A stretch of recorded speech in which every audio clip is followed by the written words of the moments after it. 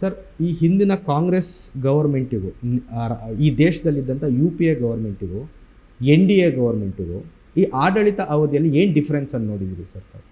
ಈಗ ನಿಜವಾಗಿಯೂ ಭಾರತ ಬಲಿಷ್ಠ ಆಗಿದೆಯಾ ವಿಶ್ವದಲ್ಲಿ? ಹೌದು, ವಿಶ್ವ ಮಟ್ಟದಲ್ಲಿ ಇವಾಗ ಭಾರತದ ಬಗ್ಗೆ ಒಂದು ದೊಡ್ಡ ಗಮನ ಬಂದಿದೆ.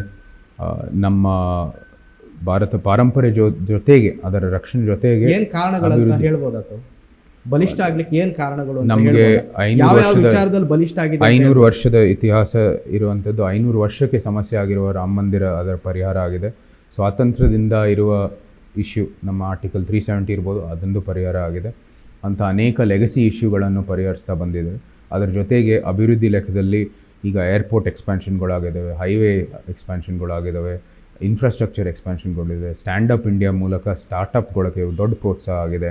ಹಿಂದುಳಿದ ವರ್ಗಕ್ಕೆ ಬರೀ ಉದ್ಯೋಗಿ ಆಕಾಂಕ್ಷಿಗಳಲ್ಲ, ಉದ್ಯೋಗಿ ಸೃಷ್ಟಿಕರ್ತರು ಆಗಬೇಕು ಅಂತ ಉದ್ದೇಶದಲ್ಲಿ ಪ್ರಧಾನಮಂತ್ರಿ ಅವರು ಕೆಲಸ ಮಾಡ್ತಾ ಇದ್ದಾರೆ. ಅದು ಬಿಟ್ಟರೆ ಇಡೀ ಸಮಾಜದ ಪರಿಸ್ಥಿತಿ ಹೇಗಿದೆ ಅದನ್ನ ಒಂದು ಉತ್ತಮಗೊಳಿಸೋದಂಥದ್ದು ಮಾಡ್ತಾ ಇದ್ದಾರೆ. ರೈತರ ಇನ್ಕಮ್ ಡಬಲ್ ಮಾಡಬೇಕು ಅಂತ ಉದ್ದೇಶದಲ್ಲಿ ಕೆಲಸ ಮಾಡಿದ್ದಾರೆ.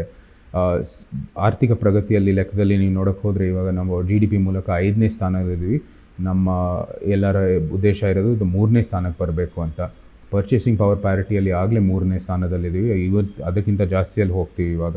ಸೊ ಇದೆಲ್ಲ ನೋಡೋಕ್ಕೆ ಹೋದರೆ ಆಗಲೇ ಕಳೆದ 10 ವರ್ಷದಿಂದ ಇದೆಲ್ಲ ದೇಶದ ಪ್ರಗತಿಗಾಗಿ ಭಾಳಷ್ಟು ಕೆಲಸಗಳು ನಡೆದಿದೆ. ಭಾರತೀಯ ಪಾರಂಪರ್ಯ ರಕ್ಷಣೆ ಆಗ್ತಾಯಿದೆ. ಯೋಗ ಅಂಥದ್ದು ದೊಡ್ಡ ಪ್ರೋತ್ಸಾಹ. ಮೈಸೂರಿಗೆ ಯೋಗ ಪರಂಪರೆ ಇಲ್ಲಿ ವೈಯಕ್ತಿಕವಾಗಿ ಕೆಲವು ಜನರಿಂದ ಅದು ರಕ್ಷಣೆ ಆಗ್ತಾಯಿತ್ತು. ಈಗ ಪ್ರಧಾನಮಂತ್ರಿ ಅವರ ಕಚೇರಿಯಿಂದಾನೇ ಅದು ಸಾಫ್ಟ್ ಪವರ್ ಅಂತ ಬಳಸ್ತಾ ಇದ್ದಾರೆ. ಅದಕ್ಕಾಗಿ ಒಂದು ದೊಡ್ಡ ವಿಶ್ವಮಟ್ಟದಲ್ಲೇ ಅದು ದೊಡ್ಡ ಜಾಗೃತಿ ಬಂದಿದೆ. ಯೋಗ ಎಷ್ಟು ಲಾಭ ಆಗುತ್ತೆ ನಮ್ಮ ಮೆಂಟಲ್ ಹೆಲ್ತ್ಗೋಸ್ಕರ ಮತ್ತು ಫಿಸಿಕಲ್ ಹೆಲ್ತ್ಗೋಸ್ಕರನೂ ಕೂಡ. ಇದೆಲ್ಲನೂ ಭಾಳ ಭಾರತಕ್ಕೋಸ್ಕರ ದೊಡ್ಡ ಲಾಭ ಆಗಿದೆ. ಓಕೆ ಸರ್, ಇಡೀ ದೇಶದಲ್ಲಿ ಮತ್ತೆ ಮೋದಿಯವರು ಅಧಿಕಾರಕ್ಕೆ ಬರ್ತಾರೆ ಸರ್? ಎಷ್ಟು ಸೀಟ್ ಈ ಥರದ್ದು ಏನಾದರೂ ಎಕ್ಸ್ಪೆಕ್ಟೇಷನ್? ಮೋದಿ ಅವರು ಅಧಿಕಾರಕ್ಕೆ ಬರ್ತಾರೆ. ಅವ್ರ ಏಮ್ ಅಂತ ಅವ್ರ ಗುರಿ ಆಗಲೇ ಹೇಳಿದ್ದಾರೆ. 370 ಸೀಟ್ಸ್ ಬೇಕಾಗಿದೆ ಅಂತ, ಮತ್ತು NDAಗೆ ಸುಮಾರು 400 ಸೀಟ್ ಬೇಕು ಅಂತ ಅವರು ಇಟ್ಟಿದ್ದಾರೆ. ಅಗೇನ್ ಅದು ನನ್ನ ಇದು ಫೋಕಸ್ ಇರೋದು ನಮ್ಮ ಮೈಸೂರು ಮತ್ತು ಕೊಡಗು ಮೇಲೆ. ನಮ್ಮ ಹಿರಿಯ ನಾಯಕರು, ಮುಖಂಡರು, ಅನುಭವ ಇರೋರು ಇದ್ರ ಬಗ್ಗೆ ಚರ್ಚೆ ಮಾಡ್ತಾರೆ ಮತ್ತು ಇದ್ರ ಬಗ್ಗೆ ಎಲ್ಲ ನಿಮಗೆ ಸ್ಪಷ್ಟತೆಯನ್ನು ಕೊಡ್ತಾರೆ.